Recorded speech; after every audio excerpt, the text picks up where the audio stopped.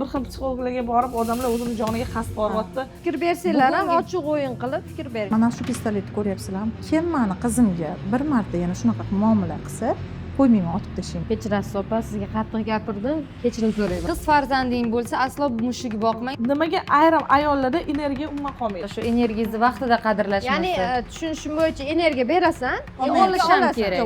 To'la yaxshi emasda. Nimaga kutasiz? Tasavvurimdagi qaynona yoshlikka borib taqalyapti deyapsan-da hozir. Yo'q, masalan, sen tasavvuringdagi qaynonani yaxshi tomonlarini ko'rishing kerakdir, balki. Otang cho'chqa bo'lsa bog'lab boq. Qaysi klubga kirib qolsangiz, men sizdan energiya olgani keldim. Ajrim bu yechim emas. Ajrimdagi ayollar hammasi ham kuchli emas. Targ'ibot qilayotgan ayollar aksariyat holda chiroyli bo'ladi. Eri bo'lmasligi mumkin, erkaklar bo'lishi mumkin. Zo'ravonlikka uchragan qizlarga Instagramdan sizga yozsa va siz ularga ozgina bo'lsa ham yordam bersangiz, bu men uchun baxt. Barchaga assalomu alaykum azizlar. Ayollar klubi navbatdagi soni eslatib o'taman. Mehribonlarim, har doimgidek men bilan bizi bilan birgalikda o'tirganda o'zlaringiz his qilinglar, go'yoki bu tarafda sizlar o'tiribsizlar. Mazza qilib eshitamiz suhbatni va niyatni eslatib o'taman. Ayollar klubi 1 yildan oshibdi tuzilganiga. Birinchi soniga Maftuna bilan Imon aka podдержка qilishgani katta rahmat qizlar. Chin dildan minnatdorchilik bildiraman va o'shanda aytdim, bizning maqsadimiz bepul informatsiya berish. O'shaning uchun sizlar bizani qo'llab-quvvatlanglar iltimos.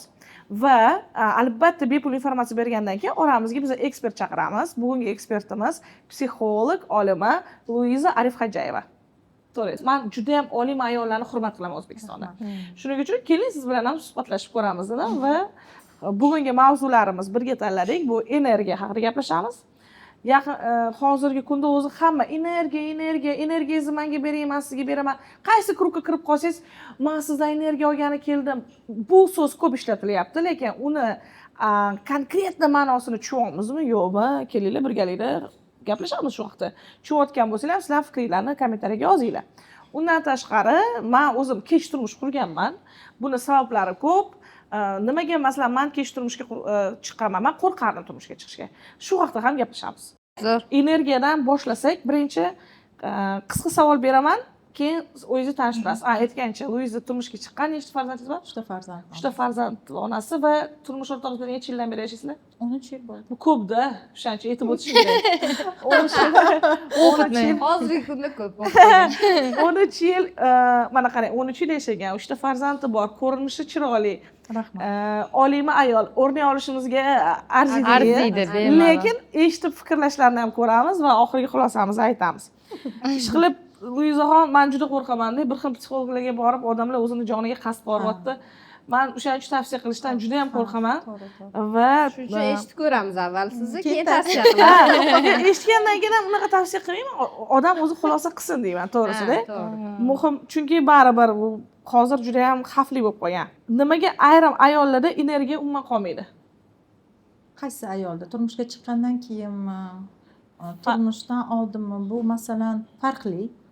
Ya'ni mana qiz bolani bizani o'zbek sharqona mentalitetimizda farishtaga o'xshatishadi. Chunki uni energiya saqlangan, butun bo'ladi.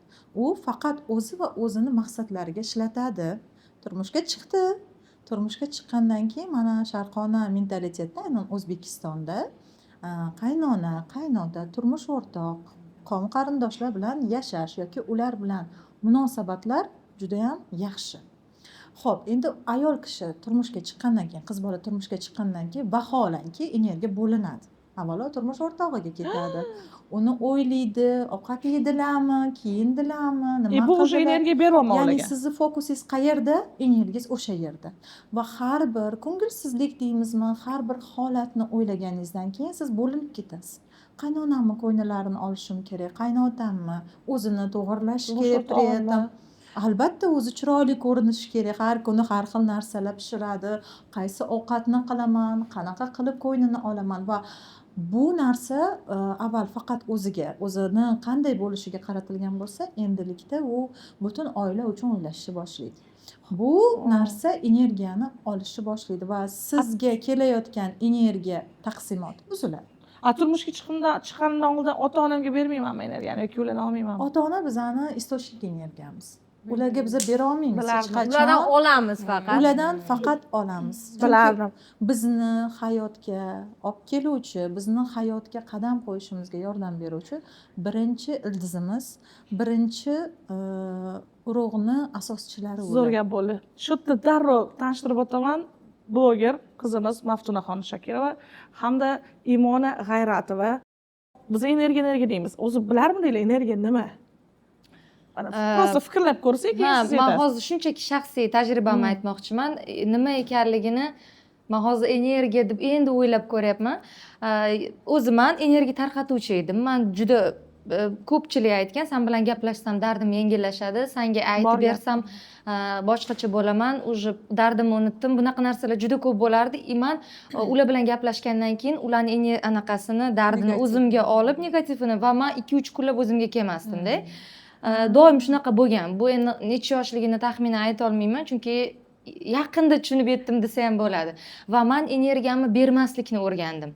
Ya'ni o'rgating. Ya'ni eshitaman, bemalol maslahatimni ham beraman, lekin men uni o'zimga qabul qilmayman.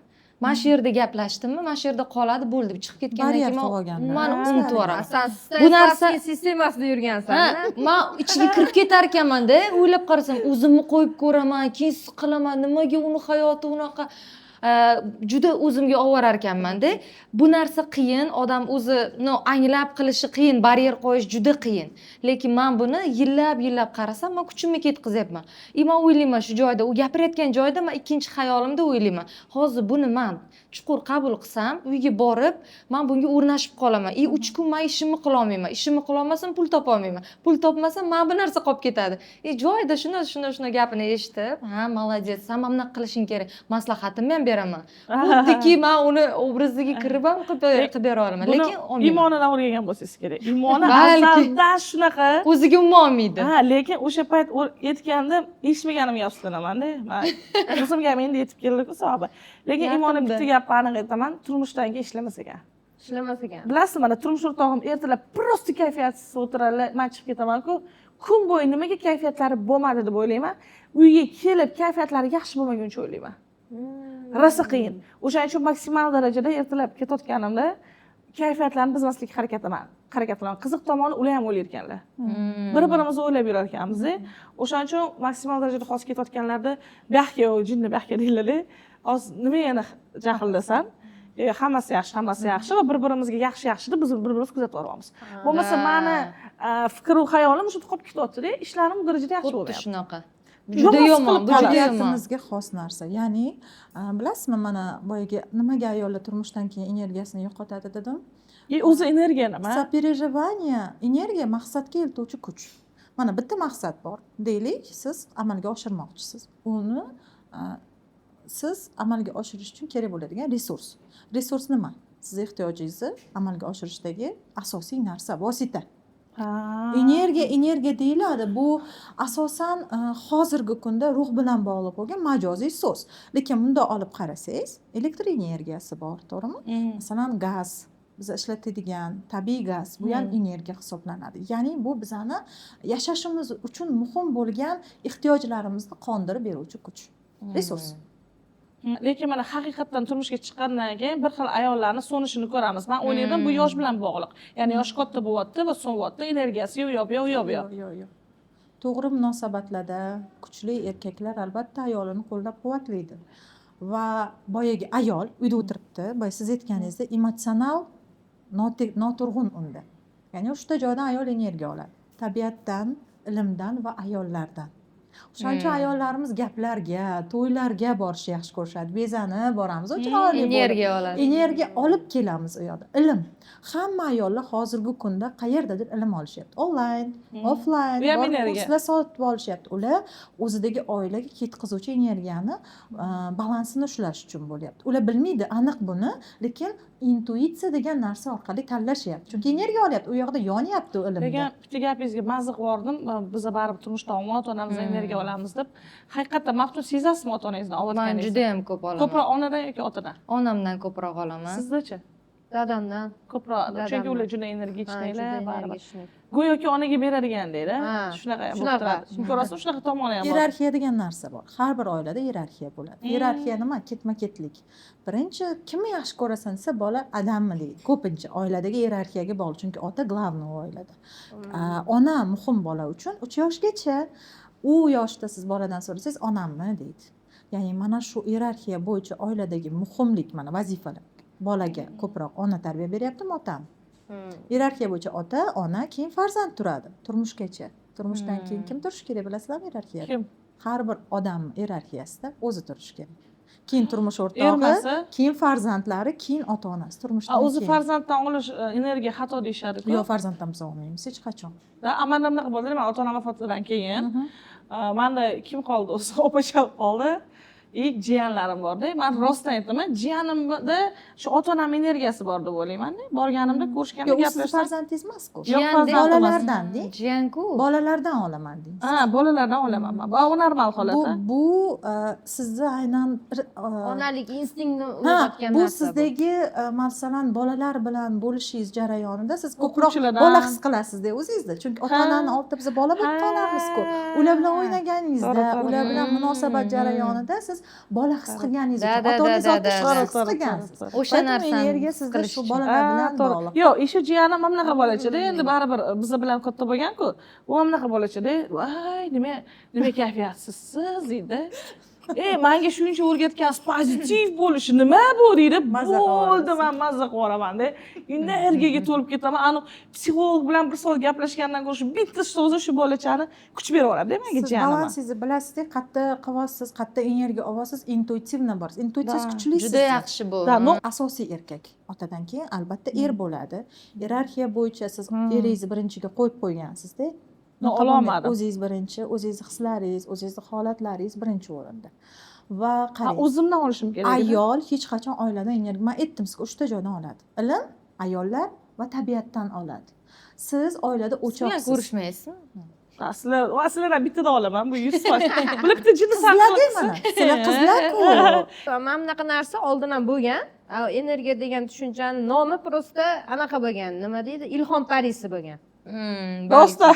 Menimcha. Chunki hozir energiya bo'lib ketdi-ku, oldin ham bo'lgan. Hali hazırla ilhom qani, ilhom aka Ilhomim kelmadi. kelmayapti, ilhomim qochdi. Mana shunaqa narsa bo'lgan mana. Ammo o'ylayman ibtidoiy davrda nima bo'lgan ekan hali ha o'sha paytda. O'sha payt Aytyapman-ku. energiyani qayerdan olgan ular? Yana bilasiz, mana bizada tana va ruh bor-da.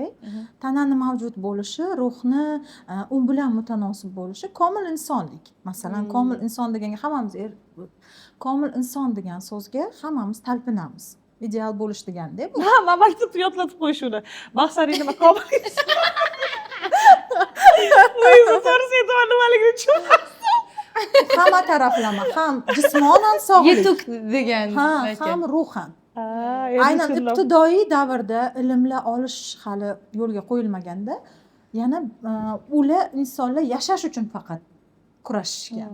Birlamchi ehtiyojlarni Birlamchi qondirish uchun. Ha. Maslow piramidasi To'g'ri, bo'yicha to'g'ri. birlamchi ehtiyojlar mavjud. Birlamchi ehtiyojlarga bu yashash joyini bo'lishi, qorinni to'q bo'lishi, kerakli narsalar, mana mashina, uy, bu tavoy narsalar bor, shular kiradi. Ikkilamchi ehtiyojlarda bu ilm olish, ma'nan yuksalish, sayohat qilish, asosan investitsiya o'zini ruhan yuksaltirishga qaratiladi. Uchinchisi bu yetuklik, boyagi komil insonga kelganimizda bu atrofdan emas, faqat o'zidan aybni qidirish. Mana hozirgi kunda odamlar yetib boryapti u narsaga, o'zidagi bor bilimlarni boshqalar bilan ulashish, boshqalarni-da ko'tarish. Bu namuna bo'lib, hamma taraflama namuna bo'lib. Bu ehtiyojlaringizni qonganidan keyin siz boshqalarga ham bera olasiz. Boshqalarga siz negativ ko'z bilan qaramay qo'yasiz. O'sha siz hamma narsa siz va sizga bog'liqligini tushunib yetasiz. o'zi yaradorligini hammasi. Bu bor gap. Bu ishlanar ekan va bu Bitta narsaga sayohatga kelar borib ekan. kelganingizda nechta odam o'rganib kelasiz. Ma'lum. Qadriyatlar, Allohning borligiga, Allohning mo'jizalariga yanada amin bo'lib keladi. Men to'g'ri yo'lda ekanman. Demak, erga tegsam milliarder bo'lib ketaman. Yo'q, ular sizdan milliarder chiqadi. Yo, naborotmi? Ular o'shanda men o'ylayman, balki o'zbekchilik birinchilardan bilgan energiya haqida, ya'ni kelin kelib energiya berish aytmoqchi haqida. edim, ya'ni ayol oilada o'choq. o'zlari biz o'choq. oilada o'choq avvallari masalan ayollar faqatgina bolalarini kiyimini yuvish ularni oziq ovqat bilan to'yintirish yoki ularni yashab qolishi uchun kurashishgan bo'lsa hozir rivojlanayotgan asrda ayollar nafaqat bitavoy narsalar ya'ni ro'zg'ordagi ishlar balki ilmlanish oiladagi hamma narsa uchun ko'proq ona qarang javobgar to'g'ri gap ekanligini gapirayotgan bilishyapti. ekanmiz o'zimiz bilmagan holda qarang bu sharqona qarashlarni yo'qotmasligimiz fanda ham kerak bor ekan Demak biz ota bobolarimiz juda ham yaxshi fikrda bo'lgan. O'sha payt bizga yetib И kelishi shu narsani oila instituti degan narsamiz borda Imona. Instagramdagi noto'g'ri targ'ibotlar, Instagramdagi turmush haqidagi loflar deymizmi?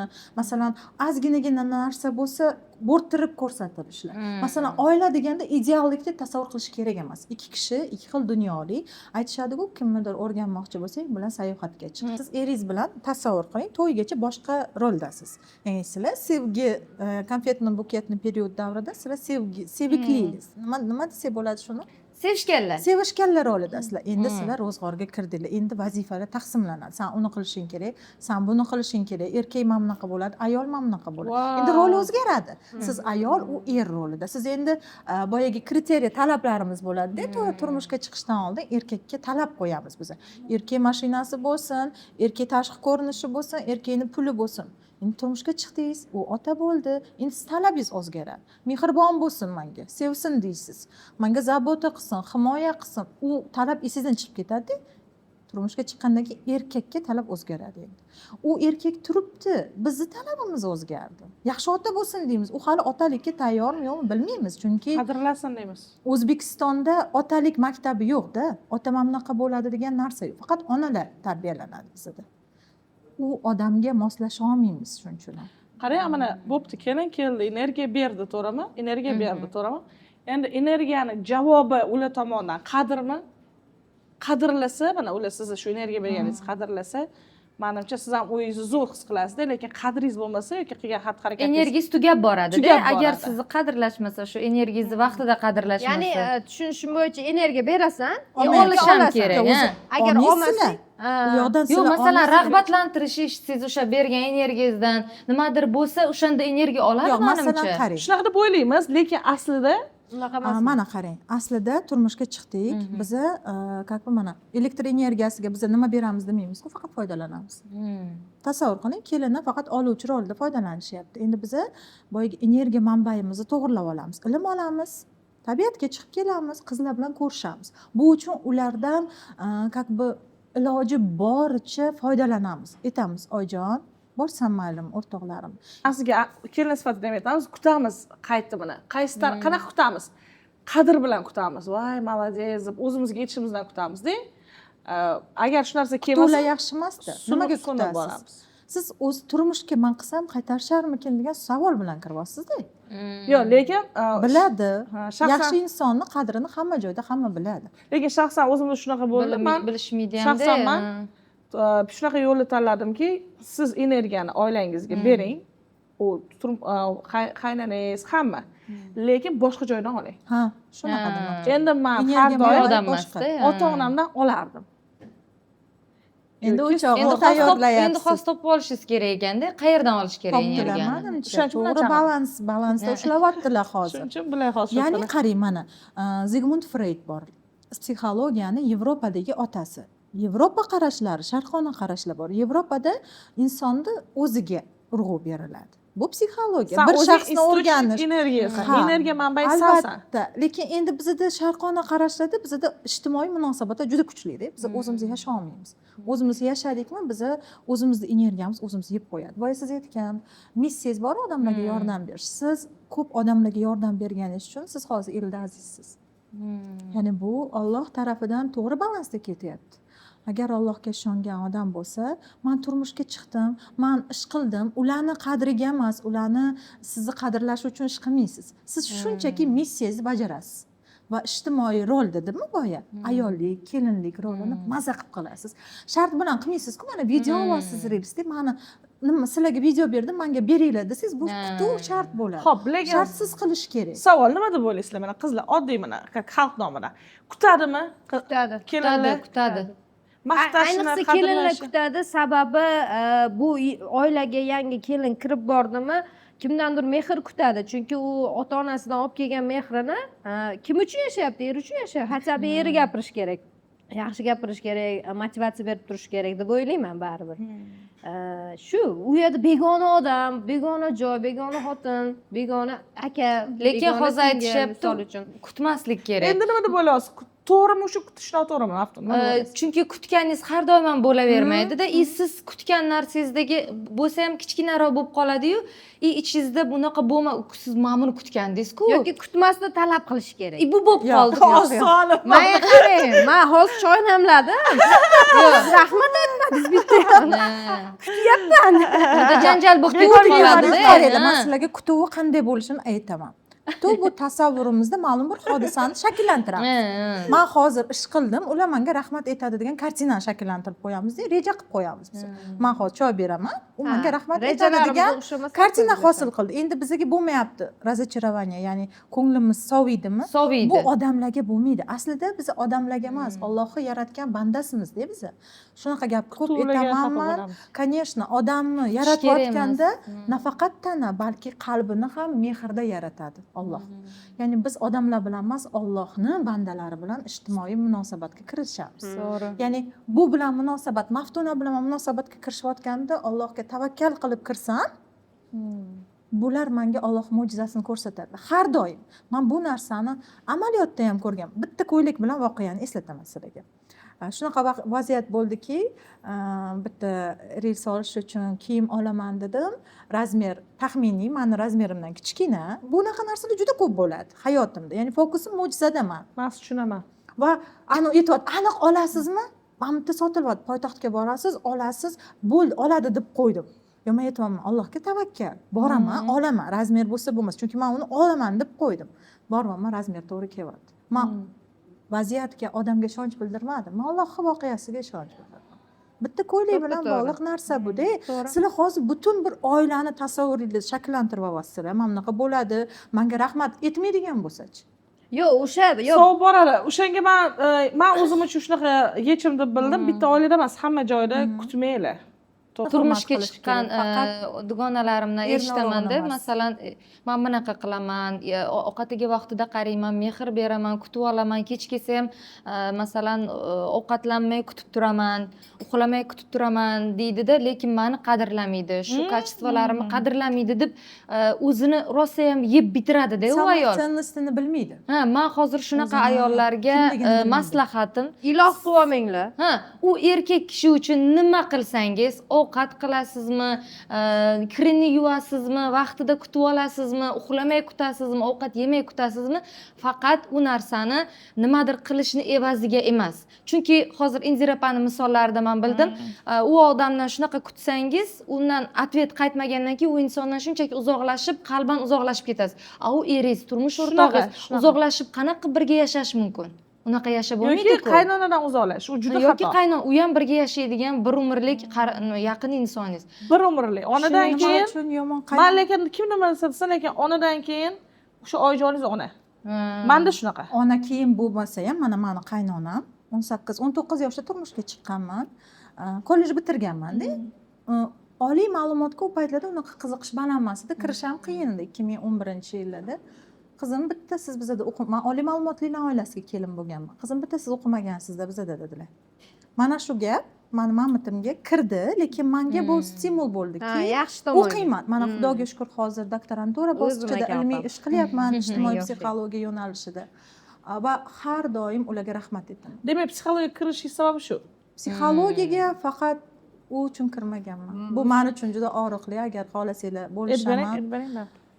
Har bir ayolni tabiatan missiyasi bor-da, o'zidan nasl qoldirish. Turmushga ham shuning uchun chiqiladi. Nasl qoldirish животный instinkt deyiladi. Bu hayvoniy bizani ehtiyojimiz. Xohlaymizmi yo'qmi, o'zimizdan nasl qoldirgimiz keladi. Birinchi farzandimdan keyin ikkita farzandim dunyoga kelib olamdan o'tishgan va bu 11 oy ichida ikkita bo'lganmi? Yo'q, ketma-ket. Tug'ilgandan keyin bitta bola va keyingi 11 oydan keyin yana bitta farzandimni ajralganman. O'sha vaqtda boya aytgandek, men oilaga o'choq bo'la olmayapman, erimdan ola olmayman, bilaman. Onamga qilganman, chunki ota-onamdan olaman. Onam provodniklar man uchun, ya'ni to'g'ri yo'l ko'rsatuvchilar. Qaynonamga aytolmayman, ojizligimni hech kimga ko'rsatgim kelmagan, man yasholmayapman deganman. Chunki birinchisi ko'tardim, ikkinchisida уже qiynalyapman farzandimni yerga qo'yish, quchoqladim sovuq tanasini. Ikkinchisi juda Va psixolog, psixoterapevt, haqiqiy tibbiy bilimli ayollar oldilariga borganman. Kim oldiga agar sir bo'lmasa? Voy, hozir bormilar, yo'qmilar? 2015-yilning gapida bu 20 yil deyarli bu, 10 yil deyarli bo'ldi. Chunki hozir juda ham ko'pda odamlar Psixoterapevt adashib qolishi mumkin. ismlari esimdan chiqibdi. Bir marta yetgan menga, ya'ni bir marta borganimda menga to'g'ri yo'nalish berdi va o'zimda tez anglash bor. O'zimga kelganman va eng to'g'ri qarorim psixoterapevt aynan qabuli bo'lgan va bundan keyin men psixologiyaga qiziqqanman. Bilim yurtiga ham aynan shu yo'nalishga bergan va ko'zim yaxshiroq ochilgan. Va yomonlik bilan keladigan bizga darslar nimaga keladi? Biza yaxshilik bilan berilgan bilimlarni, belgilarni anglamaganimizda keladi. Yaxshilikcha turtki bo'ladi, biz anglamaymiz. Sog'lig'imga qaramas edim. Qo'limda bolani homilador bo'lsam ham ko'taraveraman. Avvalo Alloh meni taqdirimni shunaqa yo'l bilan belgilagan. Lekin bu meni psixologiyaga kirib kelishimga turtki bo'lgan. Qizlik davrimda o'sha Dale Carnegie'ning kitoblarini o'qiganman. Ko'proq psixologik yondashuvli bor edi va bu menga qiyinchilik tug'dirmadi. Keyin qanaqa o'zgarish bo'ldi уже sekin shunaqa ustingiz? Bilasizmi, men ilmni juda yaxshi ko'raman, chunki hayotda giperaktiv ayolman. Ilmni olaman, hayotga beraman. Ilmni olaman, oilamga beraman. Aynan psixologiyani o'rganishni boshlaganim o'sha Luiza Hay kitoblaridan bo'ldi. Keyin oliy o'quv yurtiga kirganimda umumiy psixologiya, maxsus psixologiya, ya'ni aqli zaif, ruhan buzilishi bo'lgan bolalar tarbiyasi bo'yicha chuqur bilimlar oldim va bu uchun men Allohga hamdlar aytaman. O'zim bilmagan holda intuitsiyam orqali o'zimga kerakli yo'lni topib, hozirgi kunda bu meni nafaqat kasbim, balki missiyamga aylangan. Turmushida muammolari bo'lgan, ruhiy zo'riqishlari bo'lgan, nafaqat ruhiy, balki jismonan zo'ravonlikka uchragan jamiyatimizda qizlar ko'p. Ular aytisha olmaydi, lekin ularga-da yordam berib kelyapman. Mana endi aytaman, nimaga sizni chaqirdim? Siz aytdingiz menga, nimaga menga taklif berdingiz chiqishga sizdan? Juda xohlamadim men kelishni. Shuni ko'rganimda. Men sahifangizga ko'rdim va sahifangizda yozib qo'ygan ekan, zo'ravonlikka uchragan qizlarga men yordam beraman debsiz. Keyin men sizdan so'radim, ko'p, по-моему, bepul ham yordam berasiz. Albatta. Bepul yordam beraman dedingiz. Keyin men aytdim, tak, zo'ravonlikka uchragan qizlarga, ruhiy qiynalgan qizlarga mana bo'ladi-ku, har xil nasiloniya. O'shalarga yordam beryaptilar. Bu juda qiyin. Ular bilan ishlash qiyin, tag'in bepul ishlash yanada qiyin. Unaqada olib chiqsak shunday qolgan odamni olib chiqaylik. To'g'risi, ham bepul, ham eng qiyin vaziyatlarda yordam beryaptilar. Men kirib o'qidim sizda. Sizga ko'pchilik demak yozar ekan, murojaat qilar ekan deb tushundim. Bitta savol qiynaldi. Mana qanaqa hammasiga javob yozyapsiz? Kimni qarasam sportda tanishganmiz-ku. Men aytdim, shuning uchun sportga kelsa kerak. Chalg'ish uchun ham kelsalar kerak. Yo'q, chalg'ish uchun emas, avvalo tanam, qarang. Sog'lom tanda sog' aql degan narsa bor. Ya'ni tanangiz sog'lom bo'lib tursa, tanangiz hech qanday og'rimasa, siz hayotda boshqa maqsadlarni qo'ya olasiz. Agar siz bir kun kasal bo'lib qolsangiz, deylik, oyog'ingiz yaxshi yurmayapti, deylik. Mana shuni davolashda bo'ladi sizning diqqatingiz. Tanani sog'lomligi orqali ruhiy yetuklikka erishiladi. A вот mana nasilovaniyaga shu uchragan qizlar. Anaqa nima deyiladi o'zbekchasidan? Zo'ravonlikka uchragan qizlar turmushdan keyin turmush o'rtog'i bilan anaqa bo'lishi mumkinmi muammolari? Bilasizmi, bu juda og'riqli, jamiyatimizni juda og'riqli nuqtasi. Albatta bu nafaqat ruhan, balki jismonan nafaqat ruhiy, balki jismoniy zo'riqishlarga ham olib keladi. Ular turmush o'rtog'i bilan to'g'ri akt qila olmasligi mumkin, qo'rquvlari yuzaga kelishi mumkin. Bilasizmi, mana shu ruhiy va jismonan zo'ravonlikka uchragan, jismoniy zo'ravonlikka uchragan qizlarni ko'pchiligini zo'ravonlik qiluvchi insonlari, ya'ni bu insonlar yaqinlari. Yo otasi tarafidan, yo o'gay otasi tarafidan yoki amakisi tarafidan, yigitlar tarafidan bo'ladigan narsa bu ijtimoiy muhitni eng kichik guruhi bu oilada. Oiladagi destruktiv tuzilish. Ya'ni ota-onani noto'g'ri munosabat bo'lishi mumkin. Bilasizmi, ular men zo'ravonlikka uchraganman deb kelmaydi. Ular eri bilan muammoni aytib keladi, puli bilan muammoni aytib keladi. Arxivda shunaqa narsa bo'ladi. Tegida buni oilada 10 yoshgacha bo'lgan davrda oiladagi ota va onani roli qiz bola va o'g'il bola hayotida juda ham muhim. Bitta voqeani aytib beraman sizlarga. Agar sizlarda ham bo'lgan bo'lsa, bo'lishinglar. Otam meni ko'p ulug'lardilar, har doim yonlarida olib yurardilar-da. Bir kun endi shu davlat xavfsizlik xizmatida ishlaganlar, bir kun maktabimiz tez o'zgarardi. Maktabda yangi kelgan o'quvchiman, o'rtog'imning yoniga o'tirdim. Boshqa o'g'il bola uni yaxshi ko'rar ekanda, stolni tortib oldi. Ya'ni menga jismoniy zo'rlik qildi. Va men yig'ladim. O'qituvchim yonimga olmadi. Men kutuvdim ulardan, как бы meni himoya qilishini. Uyga bordim, ertasi kun maktabga bormayman men dedim. Dadam so'rayaptilar, nimaga? Men aytdim, meni ustimdan kuldi ham. Ungacha men boshqa maktabda lider bo'lganman, sinfkom bo'lganman. Dadam ko'tarolmagansiz. Ha, chunki baribir otamni lider bo'lishimni xohlashlari ta'sir qilgandir-da, sinfkom bo'lsin degan bo'lsalar kerak, bilmayman. Keyin yur dedilar. Sinfga kirib bordik. Biza boyagi jismoniy zo'riqishimni birinchi belgisimi bu. Kim meni qizimni xafa qildi dedilar. Sinfda o'qituvchi bor, ani bola turdi. Endi bu o'sha paytda balki to'g'ri bo'lgandir, 2001-yillarni aytyapman. Unda ko'rsatdilarda pistoletlarini. Mana shu pistoletni ko'ryapsizlarmi? Kim meni qizimga bir marta yana shunaqa muomala qilsa, qo'ymayman, otib tashlayman deganlar. Kechirasiz opa, sizga qattiq gapirdim. Kechirim so'rayman. Dadangiz kelib otib ketmasinlar. Ya'ni bu narsada hamma o'g'il bolalar keyin bittasi xafa qilsa, qolganlari meni himoya qiladi. Otam meni himoyachim bo'lgani uchungina boshqa insonlar menga himoya ko'rsatadi. Meni fokusim insonlarga ishonchda.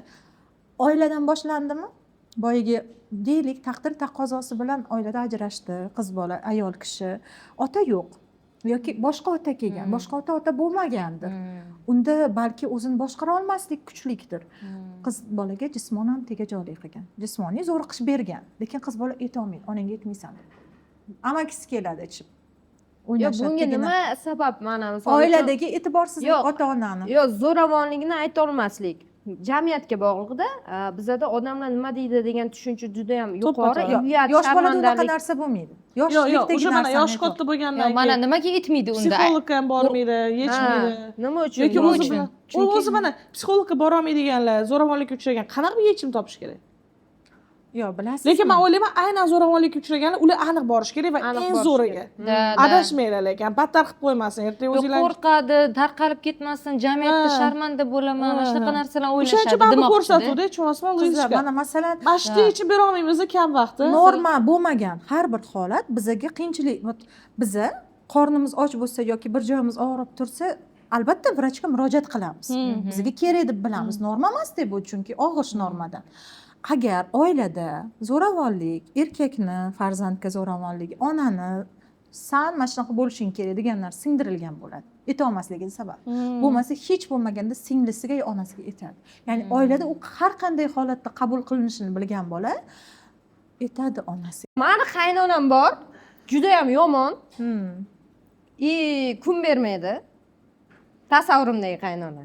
Nimaga turmushga chiqa olmayotganim sababi o'zingiz turmushga shunaqa chuchlik deb o'ylaydi. Men shunaqa o'ylaganman. Ha, qaynonalar men tasavvurimda umuman boshqacha insonlar.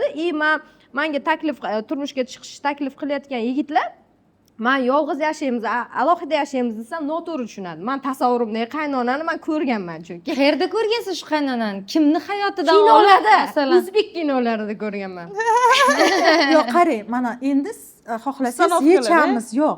Nimaga siz kinoda yashadingiz? Qaysi haqiqatdan qochib kinoda yashadingiz? Yo, chunki mana hozir ko'p seriallarimiz seriallarimiz ham yetora sovchi kelgan bo'lsa ham shunaqa. Mana men 18 yoshimda erib berganman, sovchi kelgan. O'sha qaynona menga travma bergan, o'shandan beri qaynonalar bilan ko'rishmayman derdim. Va turmush o'rtog'im meni hozir oyijoni menga konsertga sovchi kelganlar. Uyimizga kirgizmaganimizga. Keyin o'sha Arajon bilan tanishganlar, onam bilan tanishganlar, keyin kelganlar. Chunki meni travma bo'lib qolib ketgan, uyimga keladigan onalar hammasi yomon. Mana menda shu yerda qolib ketgan. Sizda qayerdan kelib chiqqan? O'sha 18 yoshda kelganda, yomon ko'rgansiz. 18 yoshda kelib, anaqa boy bo'lmaganimizga men bilib turibman. Boy bo'lmaganimizga yo'q deyishyapti. Anaqa bosib chiqib ketib, keyin onam yig'laganlar. Onam yig'laganlar, bolam dedilar, biz nima mebel qilib bera olmaganimizga bular chiqib ketdimi deganlar. Ona deganman, eng boy biza-ku, qo'ysangizchi deganman-da, keyin kechasi o'zim alohida yig'laganman. Конечно, yig'laganman, qarang. Lekin onangiz aytgan bu gapni sizga. Ha, bir haftadan keyin eshik taqillayotdi, sovchi boshiga keldinglar deb qo'yganman. Ochmaganman. Men mana shunday javob berganman. Boshqa keldinglar, bu yerda yo'q unaqa odamlar. Indira ajrashgan yo'q. mana qarang, bularni kinoda yashashlari, kinolardan hayotga shablon olishlari, oilada Balki to'g'ri sizda shablon shunaqa vaziyat bo'lmagan. bo'lgandir, Yo'q. bilmayman. Oilada agar tayyor bo'lsangiz, men kirib ketaman. Zaprosi bor odam ichiga kiraman-da, yechmaguncha qo'ymayman. Tayyor bo'l, hamisha tayyor. Mayli, Soat tayyorman. o'tirganmiz Indira pam bilan ham. Ya'ni Yo'q, chunki zaprosiz- aksariyat bizani o'zbek film serial bu juda ko'p serial kino ko'radi va aksariyatda qaynona yomon bo'ladi va o'sha doimiy kurashib kelinadi-da. kitob o'qisa, kim boshqa real hayotdan qochib boshqa hayotda yashasa, o'zini yashab turgan hayotidan qoniqmaganidan bo'ladi. Ya'ni u yerda o'zini topadi. Bekorga kirib ketmagan Ha, demoqchi. u yerda o'zingizni topgansiz. Siz onangizni ko'zlari bilan yomon deganlari uchun sizda fikr o'zgargan, chunki onangizni juda yaxshi ko'rgansiz. Onangizni avtoritetlari oilada baland bo'lgan. Yo'q, adam kruto'g'ri Siz bo'lgan. uchun.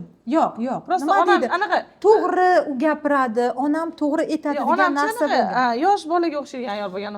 Osal ayol bo'ladi-ku, buni men bilgan Da, lekin oilalari shunaqa edi.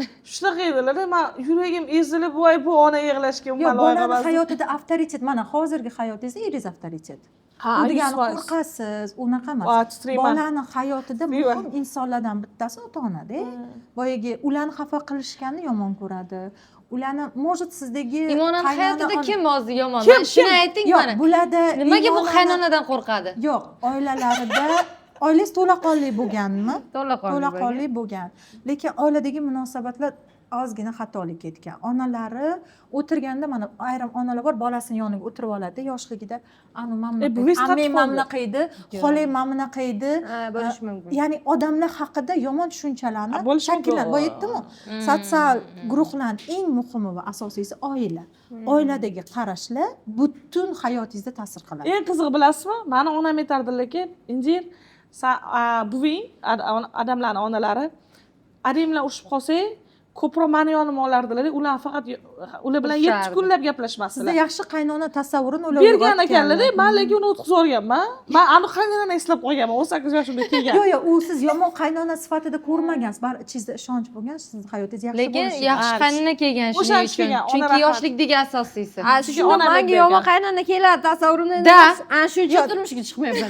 Yo'q, tasavvuringizdan ko'ra mana faqat qaynona bilan bog'liq muammo bo'lmagan. Oiladagi reallikdan qochib, kinoda yashagansiz. Kinoda o'zingizni ko'rgan bo'lishingiz mumkin. Kino sizga qanaqadir hayotni qismini ko'rsatganki, siz o'shalarda yashab qolgansiz. Ha, bo'lishi mumkin. Ya'ni real hayotida baxtli bolalar kinoda yashamaydida, mimo o'sha o'tkazib yuboradi. Biz qachon qayerda fokusimiz bo'ladi, o'zimiz o'sha yerda o'zimiz ko'rsak. O'sha yerda o'zingiz ko'rgansiz-da. Ya'ni siz qaragansiz. Qanaq chiqasiz tashlaymiz? Ishlash kerak. Ishlash kerak. Ishlash kerak. Ya'ni o'tirib, bu narsa bilasizmi, omma oldida olib chiqiladigan narsa emas-da. To'g'ri, Ya'ni to'g'ri. sizni Shuning uchun shaxsiy o'zimiz munosabatlaringiz, ishlaymiz, shaxslar aro munosabatlaringizdagi ota-ona bilan munosabatlardagi o'tkazib yuborgansiz. Siz kechirdim deb o'ylaysiz, lekin yillar davomida mana shunaqa qavatlar bor-da. Qavatda shukronalik qilamiz, boshqa aslida sut u yoqda-ku. Biz ota-onaga hech qanaqa e'tirozimiz yo'q. Ular tajribasi bilan bizani katta qilgan, lekin ota-onaning yonidagi o'zimizni olib chiqib ketamiz. Har xil metodlarim bor. Asosan ko'p joylarda bizani jamiyatimizdagi kelib chiqadigan muammolar oiladagi destruktiv tuzilishlar bilan bog'liq. Ota-onani bola bilan bo'lgan munosabatga tayyormasligi, bolani o'rtoq qilib olishlari. Pul bilan munosabatda bilasizmi, menda ham muammolar bo'lganida o'ylab qoldim. Tushunib yetdimki, onam bilan o'tirardikda, onam aytardi, "Men bundan buncha pul oldim, men bunga buncha berishim kerak." Doim Pul bilan. finans taraflama meni o'rtoq qilgan ekanlar. Lekin hech qachon hech kimga, na qaynonalariga, na qaynopalariga, na bir xolalarimga e'tiroz qilgan odam emaslar. Ya'ni onam ideal insonlar bilan munosabatda. Faqat finans taraflama meni o'rtoq qilgan ekanlar. Qo'rquvlar, pul bilan bog'liq muammolar onam bilan bo'lgan yonidagi o'rtoqligim, qarashlarimdan kelib chiqayotgan. Qisqa savol beraman, qisqa javob berish kerak ekan. Bilaman, uni savollariga javobi katta. Sizlar javob berishinglar mumkin. Turmush qurmaslikka qatdan qo'rquv paydo bo'ladi deb o'ylaysizlar? Mana hozirgidek. Da, qaynonadan. Yo'q, Serial. yoshlikdan dedilar-ku. Uydan bo'lishi mumkin. Uydan, Hozirgi kunda bitta bizni nazoratga ola olmaydigan jarayon mavjud. Bu ijtimoiy tarmoqlardagi jadal informativ massiviy hujumlar. Zo'r gap. ya'ni mafkura degan narsa borda bizada. to'g'ri. Bilimlanishimiz kerak, bilimsizlikka qarshi. Ha, Vaksina yo'q bizada. bizada bor. Qizlarga kirib kelayotgan narsa erkak abyuzer degan, narsist degan bilishmaydi. Qanaqa bo'ladi aslida u? Bizada Yechimini ham mujistingiz bilishmaydi. boshqacha Boshqarishi ham talqin qilinadi bilishmaydi. albatta. Va oilada erkak mana shunaqa bo'lsa-chi, zo'ravon bo'lsa-chi, mani urib qo'ysa-chi, sizga bo'lgandek yomon qaynona kelsa-chi degan qo'rquv bor. Ular Ortiq ko'rib qo'yishyapti-da oila qanaqa bo'lishi mumkinligini. Ha. Da. Keyingi savol bu ham his-qilovni. Yoshlikdagi ustunovkalar turmushga ta'siri. Yoshlikdagi bu ham masalan. shu narsa hozirgida. Ha, ya'ni menimcha dugonalar hamma voy men qurma turmush u yoq bu yoq mana shunaqa gaplar bor. O'shalar ko'p eshitgan bo'lsangiz, turmush haqida ko'p yomon informatsiya eshitgan bo'lsangiz, menimcha keyinchalik Yoki oilada qanaqa muhit bo'lsa, kelajagini ham shunaqa tasavvur qiladi. Yoki qochishga harakat qiladi undan. Ha. Mana qarang. Qo'rquv, kutuv, oiladan, oila qurishdan qo'rquv. Mana bola ko'ryapti ota-onasini, mana onani yaxshi ko'radi, ota xafa qilyapti onani. Yoki otani yaxshi ko'radi, ona xafa qilyapti. Da, U da, kimni da. xafa qilishsa, bola o'sha odam yomon ko'radi. Oila degan tushuncha o'sha yerdan kelib chiqadi. Oiladan keyingi jamiyatni ikkinchi bosqichi bu maktabgacha ta'lim, ya'ni bog'cha va окружение. Окружениyaga bola xafalik bilan chiqyapti. Erkaklardan xafa, onasini xafa qilayotgan erkak otasidan xafa, butun erkaklar bilan chiqishmay yuradi. tushunib И sizni. mana shu qo'rquvlarni o'ziga chaqirib oladi. Odamlar Endi ko'rsataveradi. yana bitta savolim bor mana. U hozirgi mana bizani pokoleniyadagi qizlar, yigitlar уже o'sha ota-onalar bilan yashab bo'lgan. Ya'ni SSR paytidagi u paytda psixologlar bo'lmagan, maslahat beruvchilar bo'lmagan. Hammada paytda Kechirib shunaqa bo'ldi u voqealar umrini, ha. bo'ldi. Bu yerdagi odamlar bilan qanday qilib bog'lanish kerak, tuzatish kerak? Endi qarang, boya Farzandlariga energiya haqida bo'lmasligi gaplashdik. Bizda vibratsiyalar bor. O'zimizdan taralib turuvchi, bu ko'zga ko'rinmas meta olamda bu. Metafizika degan narsa bor. Ya'ni biz va borliqdan tashqari uchinchi olam bor. Bu ko'rinmaydi. Mana nimaga men Maftunani yaxshi ko'raman, Inzirani yaxshi ko'raman?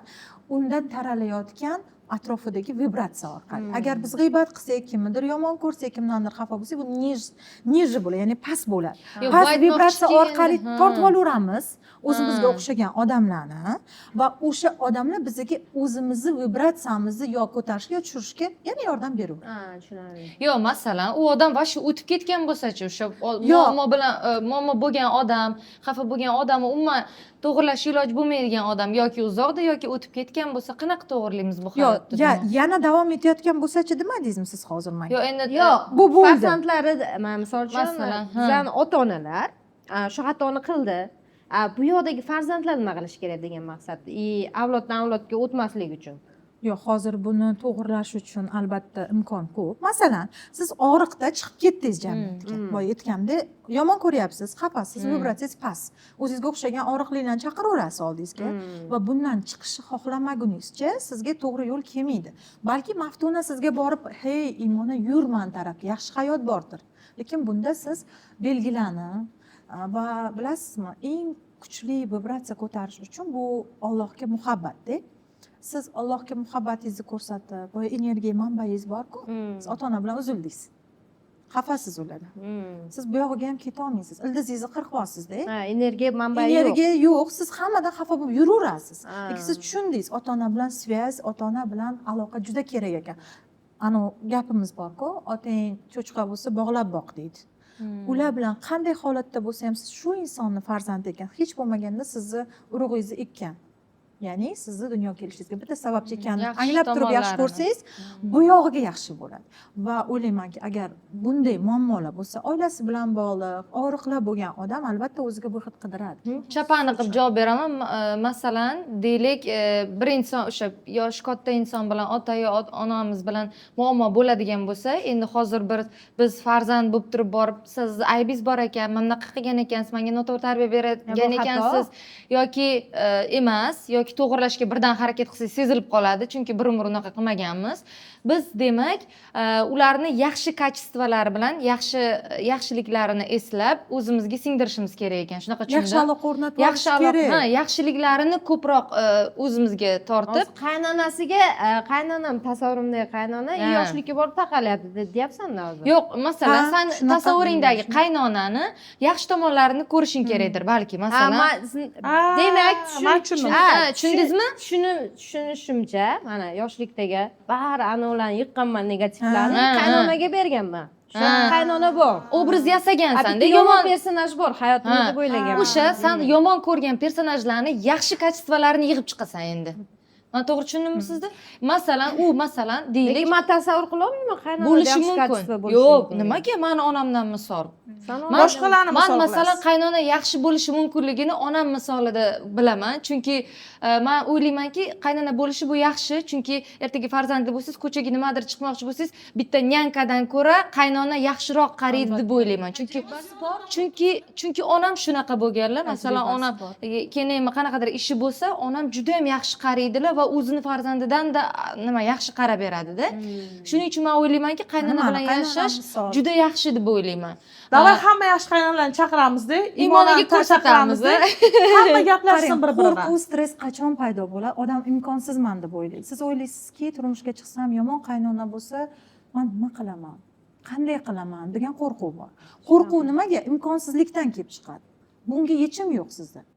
Yechim yo'q. Yechim bo'lishi uchun siz qurollanishingiz kerak, yaxshi informatsiyalar, harakat qilishingiz kerak. Nima uchun? Qaynonani shu darajada muhim sizda. Kimdan juda ham qo'rqansiz yoshligingizda. Kim sizni hayotingizda juda ham ta'sirli bo'lganki, uni qo'lida deb o'ylaysiz. Qaynona bizga provodnik. O'sha siz yaxshi ko'rgan odamni yaxshi ko'rsangiz, siz qarayman, genetikada qiz otadan oladi, geni ustuvor bo'ladi. O'g'il onadan oladi. Endi siz erga tegyapsiz, onasini kачествоsi o'g'li. Siz eringizdan ham qo'rqasiz. Erga ham ishonmaysiz siz aslida yaxshi bo'lishiga. Tushunyapsizmi? Ha, tushunaman. Ya'ni erini yaxshi ko'rgan ayol qaynonani ham yaxshi ko'ra oladi. Chunki o'sha ayoli o'g'li bu. Undagi bor xarakter xususiyatlar o'g'lida bor. Shu ayol bu bolani tarbiyalagan. Siz eringizga ishonganingizda, eringiz yaxshi insonligini bilganingizda, shu insonni yaxshi qilib tarbiyalagan bu onasi degan qarash bilan hech bo'lmasa qarang.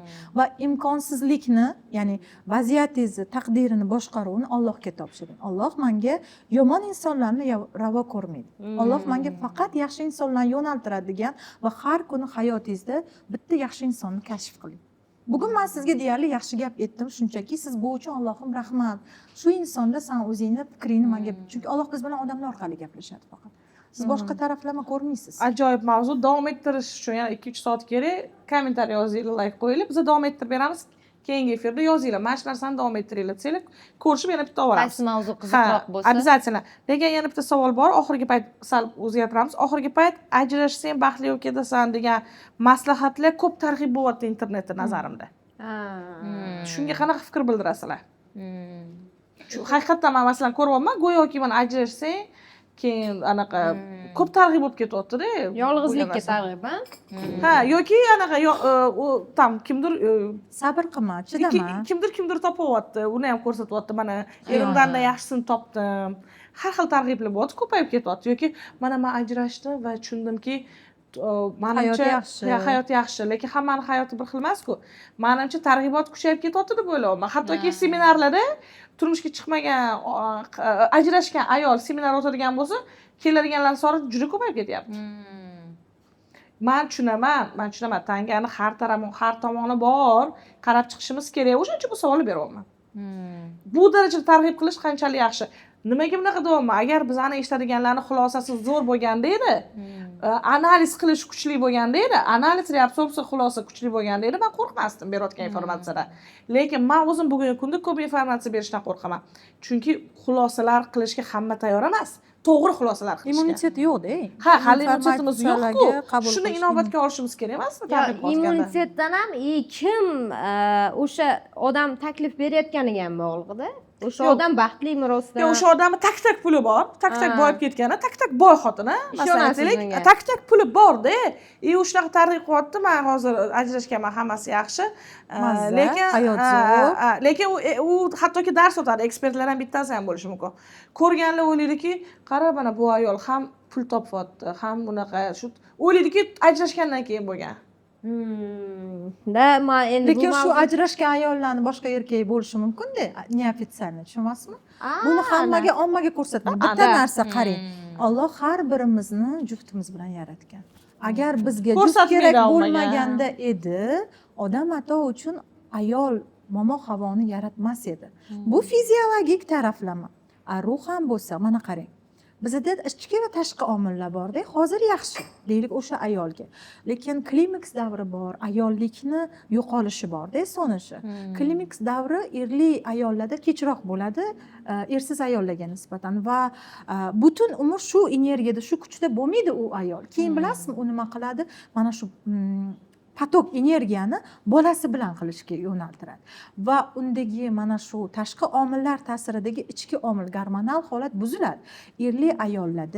Erli ayollarda bu narsa yaxshiroq bo'ladi. Mana ahamiyat bering, turmushga chiqqan ayollar sekinroq gapirishadi. Ya'ni bu fiziologik holatni inkor etib bo'lmaydi. Endi ijtimoiy tarmoqlardagi targ'ibotga keladigan bo'lsak, ajrimni yaxshiligi, hayotda chidamaslik kerakligi, erkaklarni yomonligini targ'ib qilayotgan ayollarga nisbatan kritik fikrlash, kritik ya'ni tanqidiy fikrlash bo'lishi uchun bizdagi sharqona mentalitetda erkaklarni xuddi shunaqa tipda bo'lishini inobatga olishimiz kerak. Ya'ni ajrim bu yechim emas. Ajrimdagi ayollar hammasi ham kuchli emas. Ajrimdagi ayollarni hammasi ham baxtli emas degan informatsiya bo'lishi kerak. Ular qiyinchilik bilan yetdi. Targ'ibot qilayotgan ayollar aksariyat holda chiroyli bo'ladi. Chiroyi orqali o'zini chiroyi orqali u eri bo'lmasligi mumkin, erkaklar bo'lishi mumkin-da. Shuni ham inobatga olish kerak. U lekin hammani oldida faqatgina qonuniy erini ko'rsata oladi. Sirini to'liq aytmaydi demoqchilar. Shunga aytaman, bitta fikr chiqazmanglar. Fikr bersanglar ham ochiq o'yin qilib fikr beringlar. Yo'q, Misol uchun meni boshqa yerim bor degan. Bugungi gaplardan yo'q, ajrim to'g'ri bo'lmaydi. Qachonki mana qarang, deviant xulq-atvor degan so'z bor, eshitganmisizlar yo'qmi? Ya'ni olgan xulq-atvor. Bunda narkoman bo'lishi mumkin, pedofil bo'lishi mumkin, pichoqlash, zo'ravonlik qilishi mumkin. Unday holatda ayol chidashga majbur emas. Ya'ni u yo o'limni tanlash kerak, yo yomon xulq-atvorni tanlash kerak, chunki aksariyat hollarda narkoman erkaklarda nogiron bolalar tug'iladi. Ular juda ham manikalniy sindromga bog'langan bo'ladi. Zo'ravonlik qiladi, yoki kalti yeydiganlar ham ajrashish kerak menimcha. U besabab urishi ham mumkin, lekin bitta narsani o'ylash kerak-da. Bu ayolga nima uchun keldi bu erkak? Men shuni aytmoqchi edim. Albatta bu ayolni hayotda darsi bor bu erkak orqali. Yo'q, lekin ketish kerak, tanlov qilish. Ichib uradiganlar boshqa tema, masalan, boshqa urush jarayonida bo'lib qoladiganlarni o'rganish kerak. Nimaga? O'g'irlik, pichoqbozlik, ya'ni so'yaman deydi va narkomanlik, ichkilikka berilish izohlab bo'lmaydi. Bu ongdagi buzilishlar orqali kelib chiqadi. Bunday holatda tanlov ajrim faqat. 13 yil birga yashayapsiz bilan. Biror marta bo'lsa ham ajrashish fikri sizga ham kelgandir. Voy, albatta. O'shanda nimaga ajrashmadingiz? Bekorga psixolog bo'lmaydi. Nimaga saqlab qoldingiz? Bilasizmi, avvalo odamda kelajakni ratsional ko'ra olish, ya'ni rejali ko'ra olish bo'lishi kerak. Xo'p, men o'ylardim, agar men ajrashsam yo men ketsam, допустим, yana boshqa odam bilan hayot qilishim kerak. Qilaman, chunki bu tabiat qonuni-da, men topishim kerak. U bilan qiyin bo'lmasligiga kafolat bormi? U bilan yaxshi bo'lib ketishiga, mana hozir siz aytayotgan ajrimdan keyingi hayot qanaqa bo'ladi? Ya'ni bu odamda yaxshi, men tan olishim kerak, juda ham qattiq yaxshi ko'rganman. Turmushdan oldin turmush o'rtog'imni men xohlagan barcha parametrlar bo'lgani uchun yoqtirganman. Avvalo kelishgan edilar. O'ziga yarasha moddiyati bor edi, ilmli edi, meni hurmat qilardi, menga qanaqadir shartlar qo'ymaganlar va men aytardim, men hovliga kelin bo'laman. Qaynotam to'la qoldi bo'ladi. Ya'ni shu narsalarga to'g'ri kelganlari uchun men o'ylardim, men hozir ketdim bu odamdan, men nima qilaman keyin nima qilaman? Xo'p, yana boshqa erkak bilan bo'ldim. Xuddi shu narsa takrorlanishi mumkin. Takrorlanmasligi kafolati yo'q-ku dedim-da, men o'zimni isloh qilishni boshladim. Ya'ni bu odam bilan ishlashdan ko'ra o'zimni energiya manbayimni kuchaytirdim. Qarasam, men ilmda, sotsiumda yayrar ekanman, men energiya olar ekanman va erimga kelib berish boshlagandan keyin erimning munosabatlari o'zgardi va bizning aloqalarimiz yaxshilandi va o'ylaymanki, hozir bizda mana shu etaplari bor-da turmushni. Krizislar bor, 1 yillik, 3 yillik, 5 yillik. Ana shu davrda albatta har bir insonni xayolan hech bo'lmasa o'tadi. o'sha paytda o'tirib emotsiyalarga emas aqlga tayanishga kelajakni ko'ra har olishga. bir ajrashmoqchi bo'lgan ayollar eshitib olinglar, ajrashishdan oldin ajrashsanglar xuddi zo'r hayot kutyaptimi yo'qmi o'ylab ko'ringlar. Va Zo'r sabab bo'lib nima ketmaydi. ajrashishga o'ylash Chunki kerak. boshqa erga tekkanda ham xuddi shunaqa narsalar takrorlanishi mumkin, chunki bu o'zimizdagi muammo bo'ladi. Albatta. har xil vaziyat bor, o'rtoqlar. Bu haqda ko'proq gaplashamiz. Yana ekspertni bekorga chaqirmadik. Nima foydali bo'lgan yozib qoldiringlar. Men ham sizlar xulosanglarni qarab, o'zim shu fikr chiqazaman va shunga qarab ayollar klubini keyingi sonini olaman. Lekin bir narsani esdan chiqazmanglar, qaytarib o'taman. Bepul informatsiya berish uchun tuzilgan loyiha, yana qaysi ekspert chaqirishimizni xohlasangiz ayting. Luiza Xoyani kelishlarini xohlasangiz aytinglar, qizlarni ham chaqirishimizni xohlasangiz aytinglar, yozinglar. Biz sizlarning talabingizga qarab ishlab ketaveraman. Faqat bitta narsani unutmanglar, sizlarni podдержкалар menga muhim. Shundoq kopировать qilasizlar, Telegram gruppaga qarindoshlarga tashlaysizlar, hammaga yuborib tashlaysizlar. Like, kommentariya, hammaga ko'proq odam ko'rsin, menga bu juda ham muhim. Chunki men o'shanda yanada ishlagim keladi. Aman sizlarga maksimal darajada foydali bo'lgim kelyapti bu hayotda. Rahmat sizlarga. Uzr, lekin 1,5 soat bo'ldi. 1,5 soat bo'ldi. Nimani gapirmagan bo'lsangiz, nima qolib ketgan bo'lsa, bemalol aytishinglar bitta mumkin. narsani gapirib Bemalol o'tmaymanmi? Ana ishimni qaynona tugatamiz. haqidagi tema bor, keyin siz tarqatmanglar. Hali turmushga chiqmaganman, battar turmushga chiqishim uzoqlashib ketmasin. Lekin siz yomon fikr lekin bildirmadingiz, o'zingiz siz- qo'rquvingiz bilan bo'lishdingiz. Yo, aytmoqchiman, aynan o'sha. Mani qaynonam bor, Men buni tushundim. Ajrashishlar juda ham kam bo'lishini xohlayman men Молодец. shaxsan, chunki turmush qurishni o'zi oson emas. Masalan, Imona va menda bu tanlov juda ham qiyin bo'lyapti, masalan, jarayon. Turmush qurdingizmi? Kechda ekkanman, zo'r. Bu yaxshi, men hozir ham yaxshilikka deb qabul Qo'llab-quvvatlayman. qilyapman. Chunki bir inson bilan hayotingizni qurib, masalan, 2-3 ta farzandli bo'lgandan keyin yarim yo'lda tashlab ketish, yana uni noldan boshlash uchun juda katta kuch kerak. Bu kuch sizda bormi, yo'qmi, Demak, biz avval kuchli o'ylab emasmiz. ko'ring. Ha. Bu juda qiyin jarayon. Undan ko'ra tuzatish osonroq deb o'ylayman. Shu bor hayotingizni baxtli hayotga o'zgartirib Albatta. tuzatish osonroq deb o'ylayman. Qaytaga yangi hayot boshlagandan ko'ra. Hammani o'z fikri bor, sizlar ham o'zinglarni Lekin yozishingiz juda mumkin. bo'lmaydi. Bo'ldi, demak, deyarli hamma narsa gapirib o'tdik, faqatgina vaqt kam chegaralangani uchun yana bitta savol qolgan edi. Qizlar kelganda pul haqida gaplashinglar deyishdi. Masalan, aytmoqchimanki, har bir ayol, masalan, hozir ishlab yurgan ayollar qo'lida puli bor, deylik. Keyin erga tegsam, faqat erimni qo'liga qarayman, ishlamayman, uyda ovqat qilishim kerak, kirishim kerak degan muammo bo'lishi mumkin va shuni orqali puli kamayishi mumkin. Va bu isbotlangan menimcha, erga tekkandan keyin ishlashmaydi, uydagi ishlarni qilishadi va puli kamayadi. Afsunan Bu ichidagi nima uchun? gaplar. Shunaqami? Ha, mana qarang. Mana homiladorlik davri bor, turmushga chiqqandan keyin bizani o'zbeklarda darrov homilador bo'lish kerak. Bo'lmasa bo'lmaydi, mumkin emas, как бы da. Sururishadi. Qoidasi bo'yicha darrov homilador bo'lish kerak, bechoralar asal oyini ham o'tkazmasligi mumkin. Va ayol homilador bo'lganda energiyasi jismonan ham ruhan bolani katta qilishda bo'ladi. Tana bolani katta qilyapti, u ikki kishi uchun ishlayapti. O'sha energiyaning hammasi bu bolani katta qilishda bo'ladi. Va sizda birinchi prioritet pul topish emas, bola katta qilish bo'ladi. Bolani 3 yoshigacha ham siz o'zingizda emas, bizani o'zbek xalqimizni ayollari juda bolajonda. O'nta tug'sa ham to'ymaydi, shunda tug'sa ham uni katta qilishchi. Xohishlar sama saboy o'zgaradi. Ha, Lekin hozir menga uzr gapingiz bo'ldi, pul yo'qdan energiyada. tushunarli. Demak, fokus qayerda bo'lsa, energiya o'sha yerda bo'ladi. Yo'q, mana qarang, o'sha jarayonda o'zini ozgina qiynamaslik kerak deb o'ylayman. Ya'ni men hozirgi missiyam bolani tug'ish va katta qilish. Va pul hozir men uchun ikkilamchi o'rinda. Mana Ya'ni masalan, missiya hozir bizda bolani katta qilishligini bilishimiz qarang, menda hozir qiynalyapman-da, missiyam ozishda. Energiyani shunga bermoqchiman, berayotganda osib ketyapman. Fokusim ketib qolayotganda iloji bormi o'shanda ham botga fokus, ham botga fokus qilish? Yo'q, masalan, sizdagi diqqatni tarqoqligi qay darajada? Ayrim insonlar bor, giperaktiv insonlar bor, ular hammasini eplaydi. Siz mana homiladorlik davrida istaysizmi, yo'qmi, sizni taningiz ham, ruhingiz ham shu bolani katta qilishda bo'ladi. Eson-omon tug'ib olay, bolam katta bo'ldimikin? Mana siz hozir ozishda-ku fokusingiz. Siz ishlaysiz, lekin sizda prioritet, ya'ni qadriyat birinchi o'rinda bolani sog'lom dunyoga keltirish bo'ladi. Va bu paytda o'zini ayblamaslik kerak. Nasl qoldirishga ehtiyojimiz bor. Shuning uchun ham biz bola tuqqimiz keladi. Sharqona mentalitetimizda biz bolajonmizda juda ham. G'arbda unaqa emas, g'arbda o'zlarini ehtiyojlarini qondirishga harakat qilib, bola tug'masa ham ularga normal. endi man bitta qiynayotgan bitta savol beray yana. Mani onamni aytishi bo'yicha san mushuk boqqaning uchun turmushga chiqmayapsan degan tushuncha bor. Menga ham xos tashabdilar. Mushuk qanchalik darajada nima shu turmushga chiqishini to'sqinlaydi. Hozir men o'qib beraman. Bilaman, bu kulgili bo'lishi Manga ham lekin yetishdi. Hozir tashabdilar, mana dadam tashabdilar. Voy. ekan? Qiz farzanding bo'lsa aslo mushuk boqmang, sababini bilsangiz shokka tushasiz.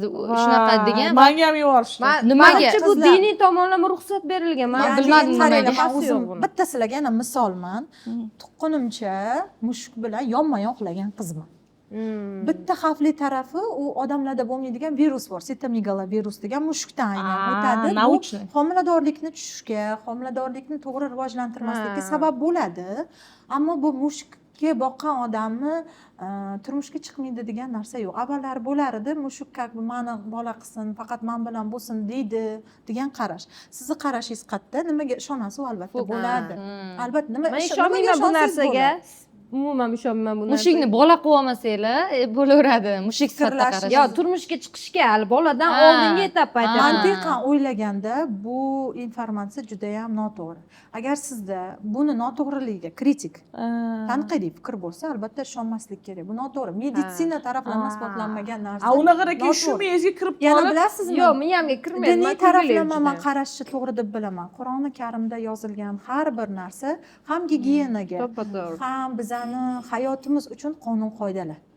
Agar Qur'oni Karimda berilmagan, mushuk harom qilib berilmagan bo'lsa, demak o'ylaymanki bu Yo'q, bizga hech unaqa qanaqa emas. zarar yo'q. Eshitdingizmi? Aya, umuman zarari yo'q. Ko'p diniy narsalarni man ilm bilan, diniy va dunyoviy bilimlarni chambarchas bog'lay olish kerak. Ya'ni Qur'on sizga bitta misol, o'sha davrda dunyoviy bilimlar past bo'lgan. To'g'ri. Lekin endi bizga dunyoviy bilimlar g'arbdan kelyapti, lekin biza o'zimizni o'zbekona, sharqona qarashimizni mutanosib qilishimiz kerak. siz haqiqatdan o'sha zo'ravonlikka uchragan qizlarga Instagramdan sizga yozsa va siz ularga ozgina bo'lsa ham yordam bersangiz, bu men uchun baxt.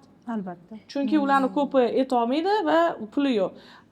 Men ishonaman, siz hech kimga etib qo'ymaysiz. yo'q. Siz sekret ushingiz, bu bitta ham albatta. ism ishlatmadingiz hozir. Albatta, yo'q. Tushunasizmi? Ularni yordam bersangiz, Haqqimiz men ham. to'g'risini aytaman, Luizaxon, men uchun bu baxt. Mana shu efir orqali bir ikkita odamga bo'lsa ham siz yechim bersangiz, summasini men hozirgi xursandman. kunda psixologlar juda katta qo'yib yuborishgan. Buni Mana 2000 dollar. O'zbekistonga ham menga 18 qancha million. murojaat qilib kelayotgan insonlar effekt ko'rmasdan, ya'ni bu soprovождениеda psixologik ko'mak ma'lum bir vaqtni talab qiladi. U odamni keldi chiqarib yubordim emas. Uni ahvoli qanday bo'lyapti? Unda qanaqa o'zgarishlar bo'lyapti? Lekin pul Kuzatib turish ham bu kerak. energiya va baribir sizga kelgan odam masalan konsultatsiya kelsa va uni puli bo'lsa berish kerak. O'shanda narxlar qanaqa hozir? Uni bilasizmi, O'zbekiston sharoit mana g'arbdan kelayotgan summani olib olamizda, biz mana pul bilan qarashlar bor-ku. Juda noto'g'ri ketyapti. Bizda O'zbekistonda eng kam ish haqqini bilasizlarmi qancha? Eng kam ish haqqi 1 minimalka 300 qancha ming. Va yana bittasi bor, 600 qancha ming. Tasavvur qiling, shunaqa oylikka bir oyga yashaydigan insonlar bor. Oliy ma'lumotli emas, lekin ularga ham psixologik ko'mak kerak. To'ppa-to'g'ri. Adolatsizlik bo'ladi. Puli bor odam yanada rivojlanib ketadi, puli yo'q odam boylar boyib ketaveradi. ketaveradi, kambag'allar kambag'al. To'g'ri, Lekin to'g'ri. ular Qarshi ham bu narsaga. inson, tushunyapsizlarmi? Mayli energiya bilan qoplanar, lekin Alloh sizga pulingiz bo'lsagina yordam bermaydi-ku. To'ppa-to'g'ri. Ya'ni O'sha sizga narsaga Alloh har bir ishonch. so'ragan narsangizga shunchaki beradi. Ilohiy xislat bor. Endi shunchaki yordam berish. Menimcha bu yerdagi qizlar hammasi shunchaki yordam bera oladi. Konsultatsiya qabul qilasizmi? Albatta. Nima deymiz? O'ylaymanki, juda ham foydali podkast bo'ldi. Juda ham kerak. Ham kayfiyatli, ham foydali. Mana savollar berdik, javob berdik. Sizlar ham savolinglarni qoldiringlar va biz albatta o'shanga qarab yana keyingi podkast olamiz. Nima mavzuda bo'lishi? Chunki mavzular ko'p. Biz ham bilim berishga tayyormiz. Mana Luizaxon bilim berishga tayyor. Kelinglar, hammasini gapirib beringlar, savolinglarni qoldiringlar. Faqat aktiv bo'linglar. Informatsiya ko'p, to'g'ri xulosa qilish uchun bilim oling, tahlil qiling, analiz, reabsorpsiya, tahlil va xulosa. Yana bitta narsa, ko'proq o'zingizda yechim topishga harakat qiling. Yana bitta xulosa qildim bugun. Kutuvlar umuman kerak emas, yaxshilik qaytadi. Undan bo'lmasa boshqa tomondan. Endi siz xulosangiz. Biz sizdan eshitib xulosa qilyapmiz. Bilasizmi, mana men hammaga asli kim ekani, nima uchun bu dunyoga kelgani, nima uchun oilasi aynan shu oilaligini chuqurroq o'rganishi kerak. Ya'ni konsultatsiyalar Missiya. jarayonimda ota bobolarini nima ish qilgani, nima uchun bu dunyoda yashaganini bilgan odamlarda hayotga bo'lgan qarashlar boshqacha bo'ladi. O'zini kimligini biladi-da u, kimlardan va kimligini bilgan odamlarni o'zligini bilishlarini xohlardi. Bular gapirsalar yana savol tug'iladi. asli kimligini bilib qolgan yomon odam. Kim yomon? Demak, o'zini yaxshi avlodini odamsiz. qabul, ajdodlarini qabul qiladi. Yo'q, Luiza bitta savol keldi, oxirgisi bugungi kun uchun. Agar men o'zimni haqiqiy yanada missiyamni bilmoqchi bo'lsam, konsultatsiyada shu narsani ochib bera olasizmi? Albatta. Bu Ya'ni uchun odam texnikam bor. Bor. Odamni hozirgi missiyasini aniqlash uchun texnikangiz bor. Missiya uchun bor. Rahmat. Kimligini bilgan odam hayotdan maqsadi ham aniq bo'ladi. Maqsadi aniq bo'lsa, Odamlarga foydali qadamlari ham aniq bo'lishni bo'ladi. xohlagan insonni doimo yo'l ochiq. rahmat sizga. Lekin qiziqda baribir. Har bittanglar missiyalar bor. Uni bilib va u tomonga qadam bosish bu ham bitta baxt. Men vazifam shotka bo'lsa, men balkim lapatka bo'lishga harakat qilayotgandirman endi. Rahmat sizga. Ayollar klubi Siz tarqating. shotkasiz. Sizlarni yaxshi ko'raman. Iltimos million kommentariy yozib tashlaylar. Sizlarni asranglar.